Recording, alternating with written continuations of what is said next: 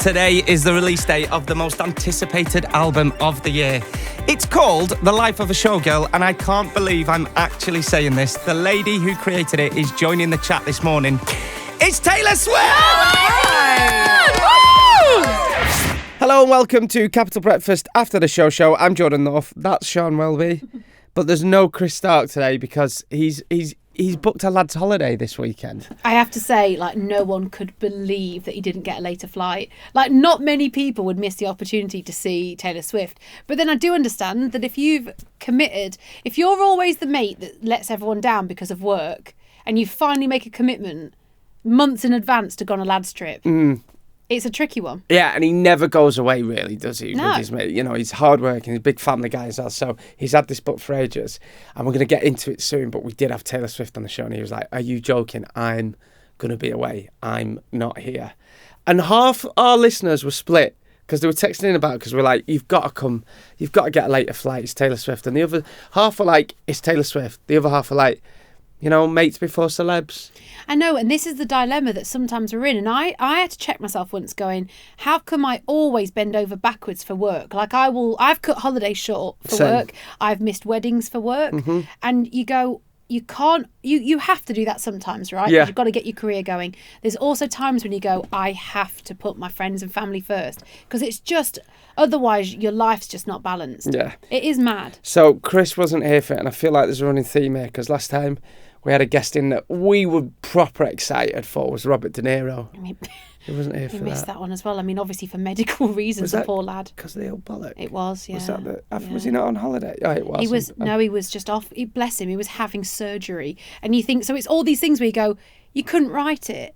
When would we normally get Robert De Niro in? When would we get told last minute that Taylor Swift is coming in, going to sit in our studio? I presumed we were going to have to go to her, didn't you? Yeah. I thought it'd be like a junket. That's what usually happens. The picture today, we always have a picture of one of you guys on the back of our wall here, but we've decided to go for the picture of me and Sian with Taylor Swift because look how cool she looks. Everyone said to me, Sian, are you just really short or is she really tall? She's a lot taller than people think. Yeah, she's very tall actually. She's about the same height as me, about 6 foot.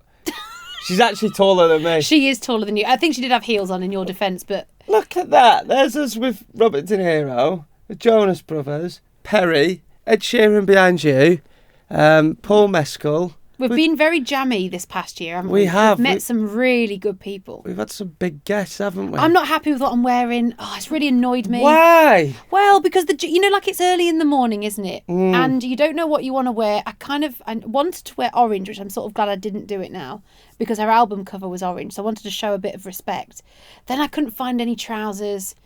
You know when you just go, oh, the jeans look too casual? No, I think you look great. I don't like this cardi I've got on. Yeah, but cardigan's very Taylor Swift, and you two look like in sync, like a couple there. You do. But then, for what it's worth, Robert De Niro, my idol, I don't like what I'm wearing there. I look like a vicar. Like I've got a collar on. Look. Why have I never noticed that? And with his age, I look like I'm giving him his last rites, don't I? The vicar. I've got a dog collar on or whatever. What did he call it? Yeah, have you got like a grandad collar? I don't know what it is, but it looks like... Is it your T-shirt and the jumper's got a longer neck? That picture is funny, to be fair. Yeah. So, but this is the reality, right? In your head, when you meet people like this who are your idols, you think everything will be perfect, and it never is, is it? Never is. But let's get into it, right? Because this is a special episode today, all about one woman, and that woman is the biggest pop star in the world right now. At the time of recording, she's just released her 12th album, The Life of a Showgirl, the most anticipated album of the year. We are Capital Breakfast. We like to be on the pulse of pop culture, and today's episode is all about Miss Taylor Swift. Miss Taylor Allison Swift, it says here. I only learnt today that her middle name was Alison. Didn't know that. I didn't know that either. I always thought she was like... I assumed she was from Tennessee, but she wasn't. That's where she first started her career, or something like that. Yeah. Where is she from? She's from Pennsylvania. Pennsylvania. Pennsylvania, yeah. Look at me now being a Swiftie. I know, well, this is what's happened. I'm going to be real with you. I wasn't like... I loved her music, but I couldn't have called myself a Swiftie, right? Yeah. And then I heard her do that podcast with her other half, Travis Kelce, who is the big famous American footballer. He does that podcast with his brother. That's already a massive podcast. New heights. I'd never listened to it. Taylor Swift does her first ever podcast. I thought I had to listen. I left that podcast going, oh, I get it now. This girl is a genius. She is. I think she's paved the way even for people like Ed Sheeran. I think she's been almost like a mentor because her work ethic, her organisation, her attention to detail is very similar to when you speak to people like Ed Sheeran. Who else would I say like similar? Like she's just got that relentless work ethic. Yeah, and she's got it's her own management company. She looks after herself and stuff like that. And she's this, they were saying last year she could have turned the American election and stuff.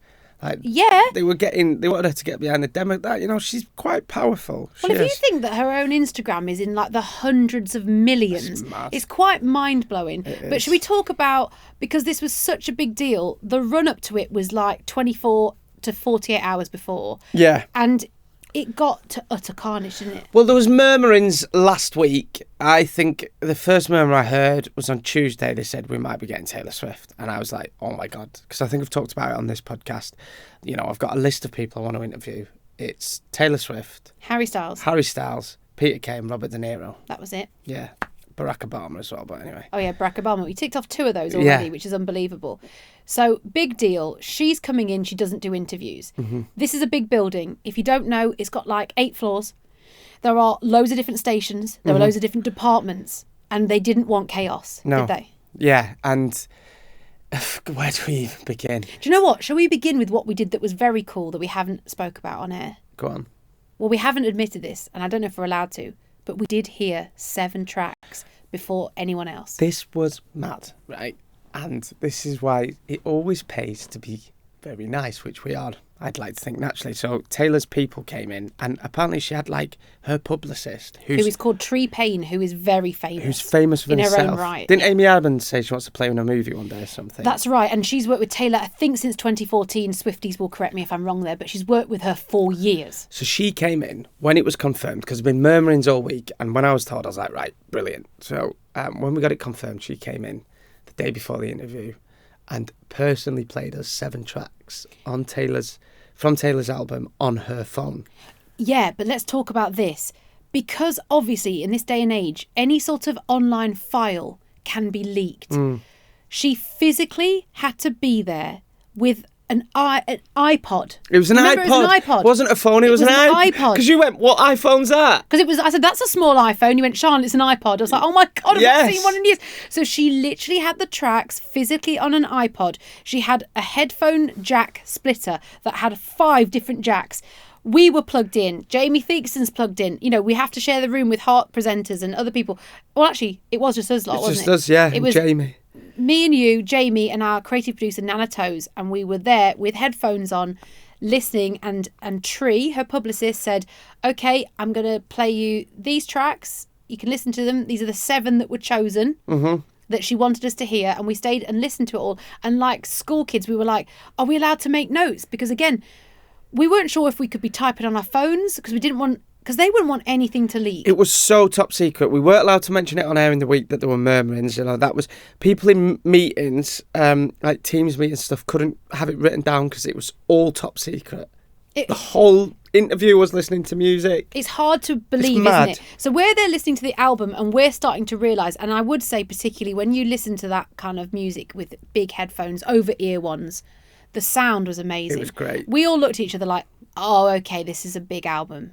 Every song was like a single. In terms of what we mean by that, like Capitol would play them as big singles.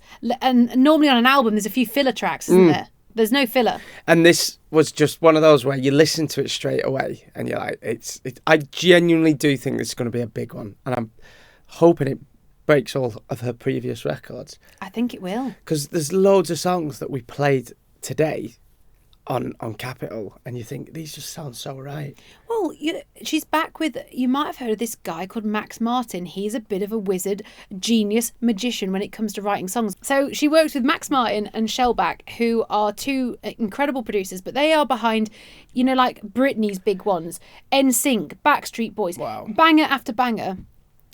They worked with her on Shake It Off on that 1989 album. My favourite song. And so she's like mid-tour doing like 3 intense shows on the trot. Like she'll go back-to-back shows, and then on her days off wrote this album. That in itself is nothing but respect. Mad. Right. For what it's worth, I've been on tour for a podcast which is tiny, and one day a week. And we do like weekends, and you basically just get up, get on a bus, go to the next place, and try and sleep. So the fact that she gets you can't do anything else in between. On the outside of our building, there was a banner, like a big billboard type, a screen, a live billboard that said, "Capital welcomes Taylor Swift." Mm-hmm. You went up the stairs. Every single inch of this building was clean. Oh, which I respect. I'm here for that. It looked pristine, didn't it? I'm here for that. I loved it. It's like, come on. Not that it's mucky anyway, but we just went extra, didn't we? It was just nice how good it was. We have secret lifts in this building. So, you knew she'd be going in certain secret entrances and exits. There were signs, I didn't know this, but exec producer Cal told me. There were signs during the interview that basically were saying, do not cross this line. So that no other people in the building could get too close to our studio. And the whole office was packed, weren't it? Yeah. Which usually it's like a lot of people work from home some on days. On a Friday, particularly, most people are working from home, yeah. The office was packed. We were waiting for her, and then we got told she's actually which I respect this. This is attention to detail. Because, being honest, she's doing loads of other interviews, doing Graham Norton and other stations and stuff. She's chose a different outfit for each interview. That. We both went fair play. They looked at each other. Because again, that's the kind of level we're talking. Other artists can't compete. And this is what I'm saying when I say she's got the same... Well, she did it first. She's got that mentality that Ed Sheeran has, that some of the bigger artists that never get a beat wrong is because they're thinking of everything. Quickly as well, something else I learned was obviously today was the day that we were allowed to load that music into our system to play out for you guys. Oh my God. Should we tell the story of this? This is amazing.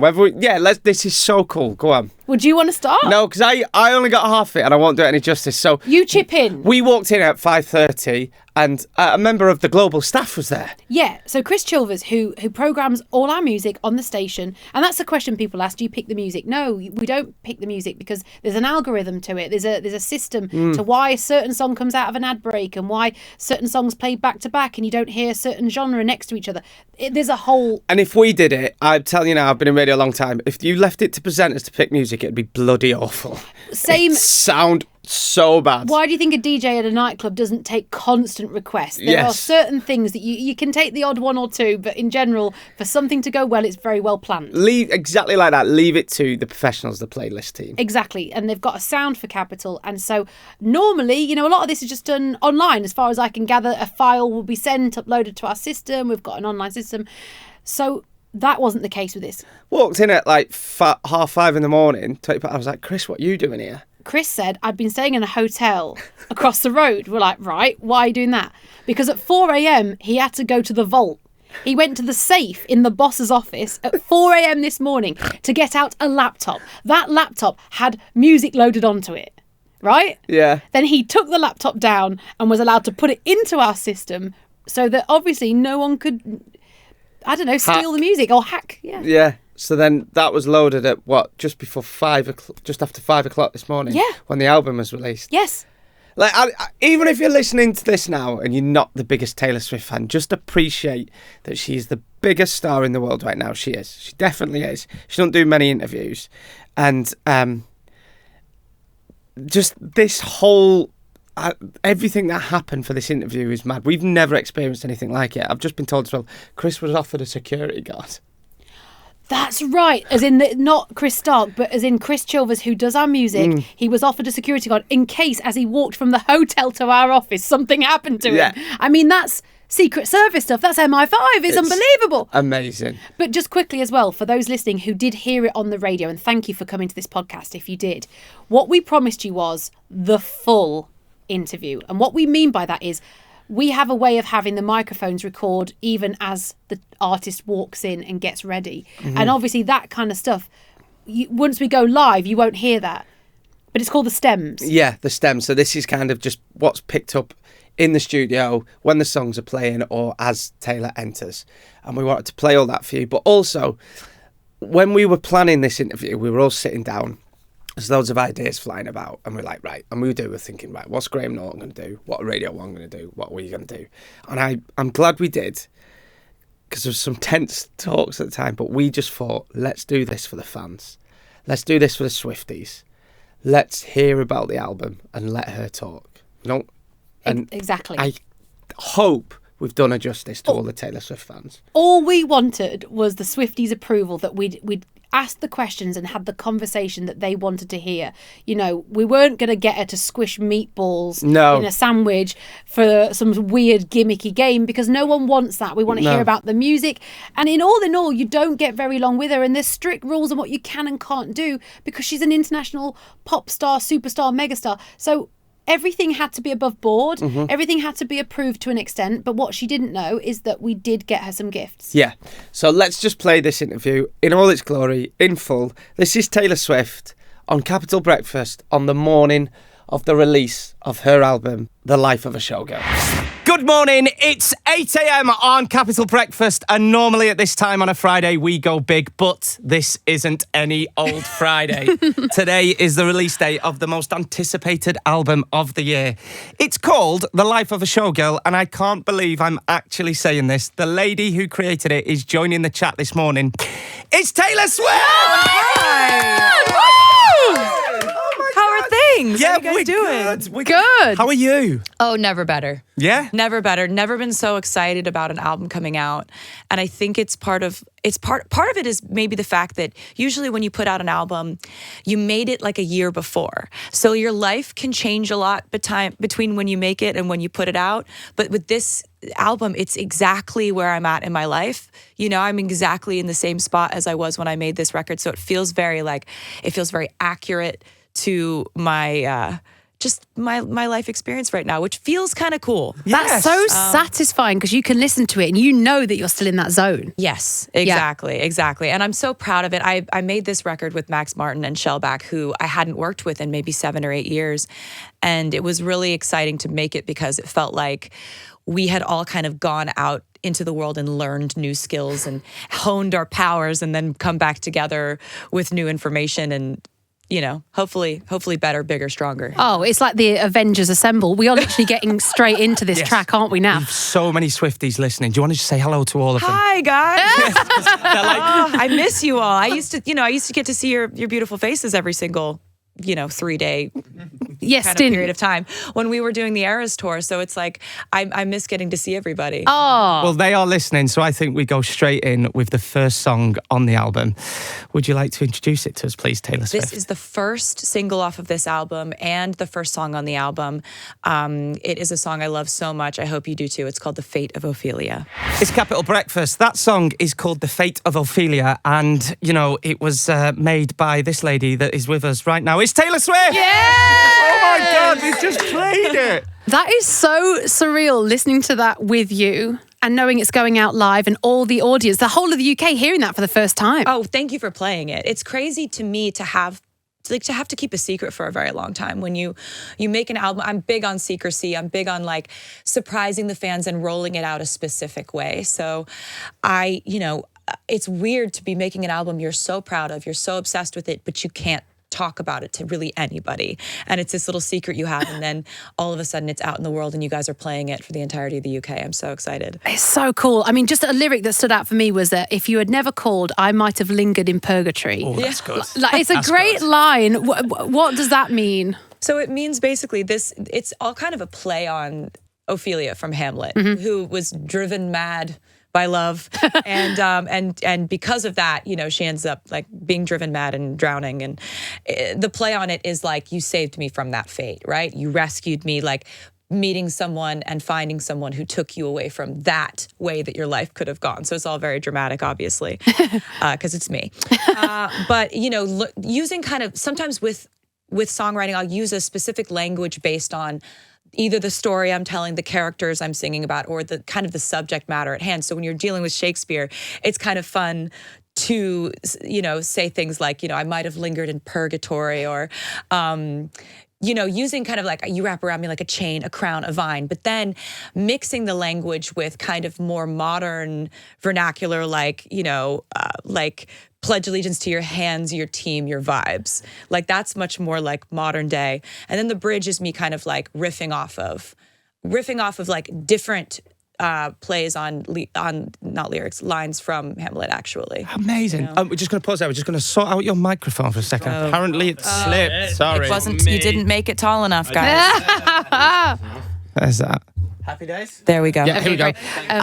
And am I right in thinking that most of this album was written on the European leg of your Eras tour? Which You are right. You're correct. You are a machine. How do you manage to write an album, do this tour that everyone's talking about?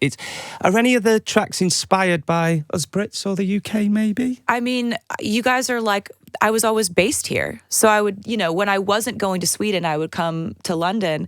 And I love London. I love it here. I love England. I love like just getting to travel outside of where I was from to the places where most of my favorite writers wrote my favorite poems and things like that. And also it's just like, I think you guys are the coolest. I love your sense of humor. Oh. You know that. Yeah. You guys are cool. We have a very Mickey-taking sense of humour. We take the Mick out absolutely. of each other. Yeah, which is like the the sarcasm, it's all good. And that's why so many of my friends and best friends or whatever are British. So, Great.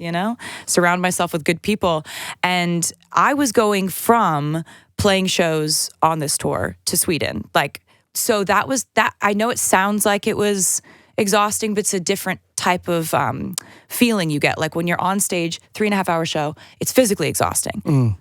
I needed to like stimulate my creative mind and my brain and make something that would kind of fuel the fatigue I was feeling at that point in the tour, because at that point we've been on tour for like 2 years. I see. So most people go home, get on the sofa and watch Friends to chill out. which I do all the time. Oh, good. I do that too. Okay, you are human. Yeah, of course. Of course. It's just like when you're inspired to write, like for me, that's like the most fun possible. But I also just lay around so much. I lay around, I watch so much TV. Dossing. Just rotting. Dossing. Yeah. We call it Rotting dossing. and dossing. Rossing and dotting. Right, look, all the Swifties are getting in touch. We need to play another track. We do. Can we play Opalite, track 3 from the album? I would love it. Would you? Please do. Let's get it on. This is Opalite on Capital Breakfast. Opalite playing this Friday morning on Capital Breakfast. It's Jordan, Chris and Sean. If you've just put us on, then not much happening on the show today, apart from, Taylor Swift is here. Oh, unbelievable. Are we right in saying that is your fiance's favourite track? Travis loves it. I would say that you're right about that too. Yeah. You've just been absolutely accurate on everything that you've assumed today. That is, I think that's his favorite. He loves that one. That one was like, I have like favorite words, favorite phrases, things that I'll put in like an endless file of lyrics that I'm just constantly going to like go and cherry pick from when I'm writing. And I had written down the word opalite because I learned that it's actually a man-made opal. Like opal can be man-made just like diamonds. And so Travis's birthstone is an opal. So it's like that I've always fixated on that. I've always loved that stone. And I thought it was a kind of a cool metaphor that like, it's a man-made opal and happiness can also be man-made too. Yes. So that's kind of what the song is about, is that the kind of juxtaposition of those two. Oh, there's always so many layers with you, Taylor. I'm always so impressed. Thanks. It's so cool. Also, we need to say congratulations on the engagement. We haven't seen you since that happened. Sorry. And it would be very rude of us, because you are the queen of gifts, for us not to give you a gift. Oh, so that's here's so sweet a of little you. present. Oh, and it's perfect. I mean, look at the matchiness of all this. And it says TS12 on it, which is we've tried to get the so orange sweet. the right shade. It's so perfect. Okay. All right. Yeah. This is a great start. If you're listening, I'm opening up a jewelry box that is mint colored and it has a cat in it. It's a little opalite cat. It's a perfect gift. Oh, we're so chuffed. We just wanted to get something that we knew you'd Perfect like. present. Oh, I'm so pleased. Sean, so cute. Sean's nailed It's it. so cute. No, this is perfect. And I'll always remember this from getting to like talk to you guys and come over here and celebrate the album release with you guys. Oh, that's amazing. Every time I look at this, I'm going to put it in a very prominent place. I love that. Don't forget mine. No, Oh, don't also forget mine. Jordan's been very keen to impress you. We both were sort of my God. So competing. I love the fact. No. Did you bake? Yeah, sure. I love the fact. You pick me up some bread from the bakery. No, so right. I love the fact that you make sourdough for your friends for special occasions, and usually you give them cinnamon and raisins. I've got a friend of mine who makes sourdough to put in a little surprise for you. Oh my God. We did all the puns on the stickers. Oh my Look. God. Elizabeth Taylor is really good. Actually, Domantic. Fantastic. Thank you. Oh my God. The Fate of Dophelia is so good. Oh my God. That is so sweet. See, Taylor thinks I'm funny. Jordan, tell her what flavour you made. So we made a Greg's sausage roll flavour. God, this is fantastic. Look at this. Thank you. This is great. This is going to be my lunch. Yes! Love it. Perfect. We've nailed it. It's Great. my God, a Greg's thank sausage you. roll. And we're all big Swifties, right? But you went up in my estimation at the Eras Tour when you organised a Greg's van to be backstage for all your crew and workers, because obviously we love Greg's in the UK, so we've put a little surprise in the bake for you there. What did you put? What did you No, in the middle of In it the is middle a full sausage roll. Is a sausage roll. I clocked that the first time you said it. Sorry. That's why I she's said it's lunch. Just trying to get more praise This and ain't love. dessert. This is so sweet. Thank you so. These are perfect gifts. No, Oh, thank I'm you. not even joking. thank you and congratulations. Genuinely, we're so happy for you and all the Swifties are. Thank We you really are. so much. Before you go, you're going to be asked all the same questions over the next few weeks. Is there one question? I'm actually not doing that many interviews, and so you can do whatever you want. Don't go crazy or whatever. But like, I'm not doing a lot of interviews. I won't. we're even I won't on roll it. my eyes at you if you ask me a question Okay, that you think is predictable. You can roll your question. You can roll your eyes at me. But the Okay. one question I wanted to ask you is, what is the one question you would like to be asked on this tour? Is there something you've not been asked yet? Don't make me do your job for you. She's on. got you. She's got you. I'm not going to make you do the singing for me. Is there anything that you? No, No. I think you're doing a great job. I think you should just keep asking what you are curious about. Okay. All right. Well, I'll tell you this before you gotta go, that this is my favourite song on the album. And I'm going to play it right now. It's Wish List. Oh, that means the world to me because that might be my favorite too. Get away. It might be. Oh my God. It's so good. Yeah, Let's that get- makes me so happy. Thank you for saying that. Well, also, can we just say that I've never, ever been more excited about an album, like knowing that every single track is a banger. Like, we were mind blown, genuinely. Thank you. Yeah. Let's guys get are it the on. best. This is Wish List from the album Life of a Showgirl. It's out now. Go stream it. Help break Taylor's own record, but give it up, mostly importantly, for our guest this morning, Taylor Swift. Thanks, guys. We love you. Thank you. All right, welcome back to Capital Breakfast After the Show. It's Jordan and Sean with you. Full special Taylor Swift episode today. As we are recording this, we've just come off air and interviewed Taylor Swift. It's been a mad show. How are you feeling? I just feel I've got a bit of a buzz. Like, do you know what stresses me out in life? That I'm always scared I won't remember things like this, and I want to soak up the moment. And I've had a few of these moments where I've gone, Sean, just take it in. Like, really, I wish almost I could just go back and relive the whole thing. You know, the way your brain remembers it. Because one day, well, I've said this before, you don't realise you're in the good old days I until it's love over. when you say this. You put it in the group, didn't you? These Yeah. are, you put a quote in, these are the good old days. These are the good old days, and it scares me a little bit. We are definitely in them. Right now, Jordan, in terms of what we wanted in our career and Yeah. what we wanted in our jobs and just everything in life, we are at the prime of our life. Yeah. You know, we're only going to get older now and all that kind of stuff. And you go, we're in the good old days, and we'll be talking about this day for the rest of our lives. And what's awesome is we've shared it with the whole of the UK. Yeah. And we feel so lucky. Like, we don't take it for granted. We're so lucky. We did put a lot of prep into the interview, and we hope we did it justice to any Taylor Swift fans that have tuned into this podcast for the first time. But just interviewing her and having, we got 12 minutes with her, which is a very humble brag. Everybody else got 7. Well, you know, genuinely, at the end, you can hear it, and she was smiling, and she was honestly kind of like, hey, I do think she was enjoying herself because I felt it. I know when, I always feel a vibe. I've always been like that. And I know when something's maybe not quite clicking or whatever. And it felt so relaxed in that room, like an old friend had joined us, that we were, you know, she was taking the piss out of you. Yeah. You know, we were all Great. jibing, and it was funny. And I think at that point, honestly, you could have we probably could have asked another 5 or 6. She was very happy to keep going. And it was only really her team who, in their defence, have to keep it going. Yeah. As in, they have to go stop because she has the next interview to go to. Like, her day today will be non-stop, back to back, press. So you do respect the fact that if the management didn't stop these interviews, where would it end? Yeah. But she genuinely was there to chat to us. And she was great. And I honestly, like, proper fallen in love with her a bit. I just think she was great.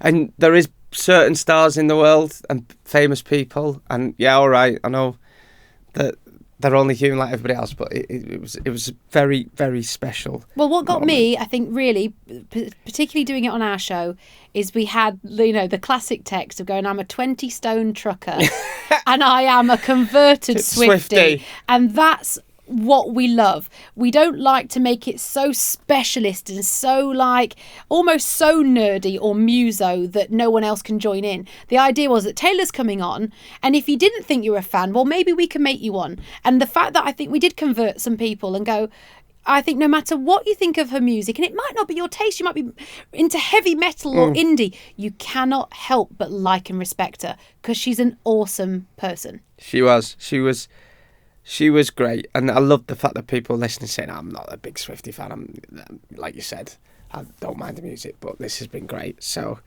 yeah. Cool day. I don't know what else to say, really, do you? There was something else I wanted to say, but I Let me look in my... I wrote what a few else? little notes. There was so much. When she come, that was it. The gifts we gave her. Oh, yeah, This made our this was day. so cool. So we got told outside the studio. One of her people said, what do you want me to do with the gifts? And she's like, we're keeping them. She actually, because again, we do often do little things like this where we want to give somebody a gift or a thank you or whatever, and it does get left in the studio. You're never offended by it because you know that it's just part of the fun. The fact she genuinely took that opalite cat with her, and she said, I think it said it in the interview, she said, I'll keep this as a memento of this press tour. And she said, I'll put it somewhere special. I don't think she would say that if she didn't mean it. No. I think she'd politely go, cheers, guys, cute, and probably move it on. She's not the type, I think, that would just lie. She seems like the person that's got loads of memory boxes that Yes. puts bits in. Also, as well, she brought merch in for us, which was great. Oh, my God. 2 bags full of merch. Merch for the team, which is great. I know this is turned into a bit of a Taylor loving fest now, but it's just class that. But that is class because, again, let's think about, these are the artists that stand the test of time, and it's because they're actually just very decent human beings. She came loaded with gifts for us. The only other person I can remember doing that is Kylie Minogue, who brought us all rosé wine when she did the summertime ball. Things like that, you never forget. Goes a long way. It does. And do you know what? And I'm going to finally say this from being a pure radio geek and wanting to work in radio since I was a little boy. She just gets it. There's a lot of artists now who think that radio isn't relevant, who think that it's all to do with Spotify, and they think they're too cool for interviews with radio, which is fair enough. That's fine if you don't. But all I'm going to say is Taylor Swift and Ed Sheeran always say when you speak to them that radio is important. And they think doing promo, they don't do much, but doing radio is important. And that's all I'm going to say. They're the biggest stars in the world, and they do radio. So there's Adele when she has a new album out. But there's certain artists that don't want to do it because they think they're too cool for it. Yes, and that, we can't say much more. However, yes, there is a real point to that conversation. And just to add to that, because you just saying that made me think about where else can a mum of 3 on the school run know that in that same moment she's in the car, Taylor Swift is directly talking to her. You got Taylor Swift during the interview to say good morning and hello to all the Swifties and all the fans. You can't recreate that. That doesn't come across in a single on Spotify. You've had that little girl or that little boy will have heard that, and Taylor Swift going, hi everyone, oh my God, I miss you. Oh God. Do you know what I'm saying? And they got to connect with them the same way that we did. You can't do that any other way. Radio is live, radio is real, radio is connection, and I think the ones that value connection with their fans get it. Yeah. Right then, that's it from us this week. Yeah, we said we wanted to give you an exclusive Taylor Swift podcast, and we really hope it's delivered with all those questions you wanted answering. We fangirled, but we're not ashamed of it. No, we won't apologise for fangirling and being a bit sycophantic about the biggest pop star in the world. Keep doing all your podcast admin, like, subscribe, share, and get everybody to listen that you know. And also, you can write into us and ask us anything you want. aftershow@capitalfm.com. Yeah, and also keep up with all the podcasts. You know where to go. Global Player, your official free Capital app. Right then, we'll see you next time. Bye!